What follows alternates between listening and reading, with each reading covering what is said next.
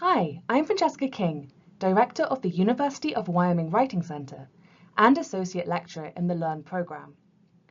In today's video, we'll explore why students make sentence-level errors in their writing and explore the idea that error is often a result of inexperience, not only inattention.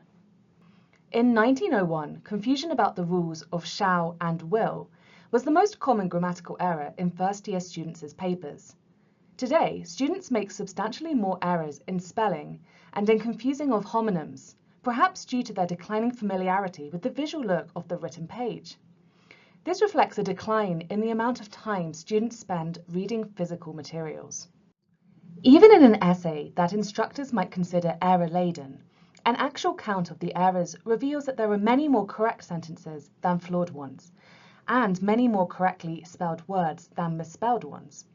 We are less apt to notice errors if we're not looking for them, especially if they're not the kinds of errors that bother us. Some teachers mark every instance of an apostrophe error, but do not notice comma splices. Others rail at fragments, but apparently don't notice dangling modifiers. Furthermore, what often constitutes error really involves stylistic choices, issues of rhetorical effectiveness, rather than right or wrong adherence to rules.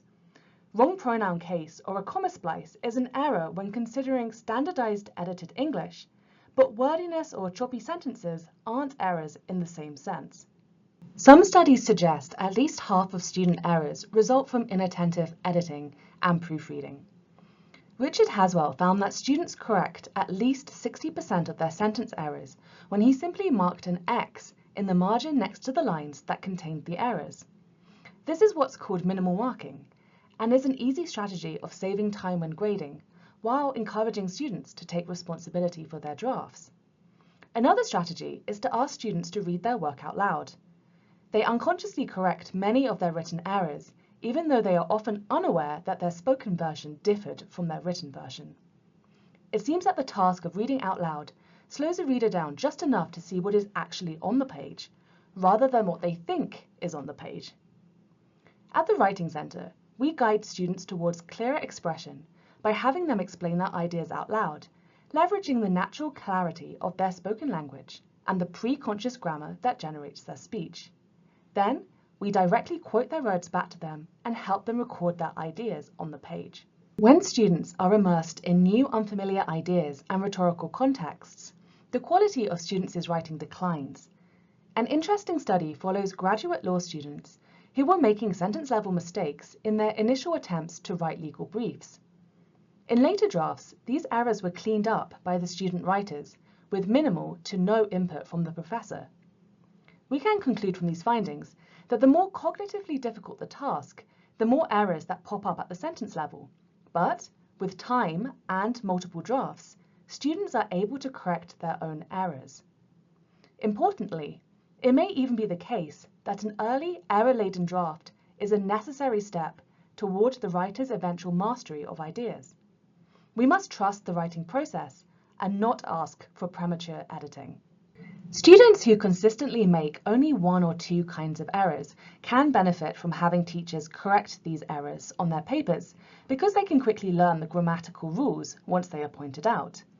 However, when every error is marked with puritanical fervor, it can be incredibly demoralizing. Imagine a beginning tennis class in which we ask George to give his first performance. Serving the tennis ball for the first time, poor George whacks the ball sideways into the fence. Here is the instructor's feedback. You didn't hold the racket properly. You didn't toss the ball into the correct plane. You threw it too high. You didn't cock your wrist properly. You looked awkward. And moreover, your shorts do not match your shirt. Clearly, receiving this amount of feedback on every little error isn't going to help George's confidence. It also doesn't help him prioritize the errors that may be most necessary to address first. The comment about the shorts not matching the shirt is about George's appearance, not his skill. And, moreover, these comments deprive George of the chance of finding and correcting his own errors.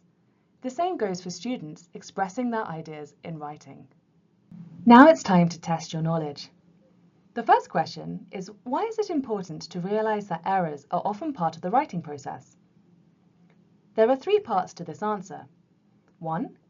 because some will resolve on their own if students are given enough time to work through a thinking process, and 2, students can be trusted to address many of these errors on their own, given time and minimal feedback.